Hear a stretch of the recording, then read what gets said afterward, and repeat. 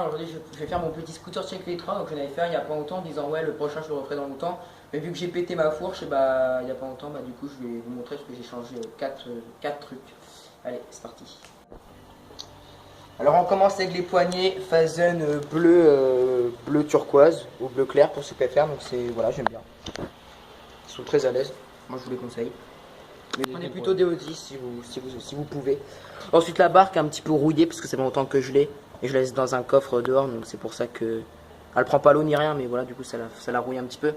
Ensuite, ce que j'ai changé, c'est le collet de serrage. Voilà, donc c'est un Q-Bar 4 vis et c'est un SCS. Voilà, donc en fait SCS, en gros, il y a une petite rondelle là et en fait il n'y a rien qui rentre dans la barre. Voilà. Ensuite, le JDD, voilà, qui a toujours pas changé.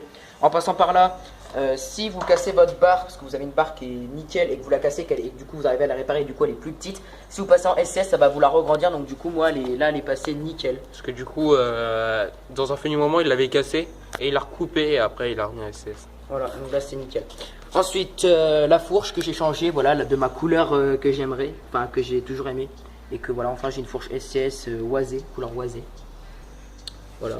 Ensuite, roue blunt à l'avant, voilà, 120 mm, nickel, avec le petit axe à eau, hein, voilà, vous connaissez. Ensuite, deck blunt, voilà, qui est très bien jusqu'à la fin. Il y a juste un peu de jeu avec les roues arrière et tout, donc si vous pouvez, prenez plutôt un OSVK, ça vaut plus le coup, parce que moi je vais essayer d'en prendre un à Noël. Ensuite, le grip qui est de la même couleur, mais en fait, voilà, il est sale parce que là on ride dans le garage. Dans le garage, c'est pas très propre, mais après quand ça va être sec et que je vais rouler, ça va le faire plus propre. Donc voilà. Ensuite, la roue à l'arrière qui est une Fazen, donc qui est pas tout à fait la même. En fait, à l'avant aussi, il y avait une Fazen, mais je l'ai cassée. On va vous montrer ça après. Et ensuite, le dessous du deck, qui est, voilà, on voit plus trop, puis c'est beaucoup axé, il faut pas toucher, il y a beaucoup de trucs dégueulasses en dessous. Normal. L'axe à eau, vous connaissez. Avec voilà. On va passer au drop test. Alors en fait il y a juste du jeu dans la roue. J'ai un problème de deck.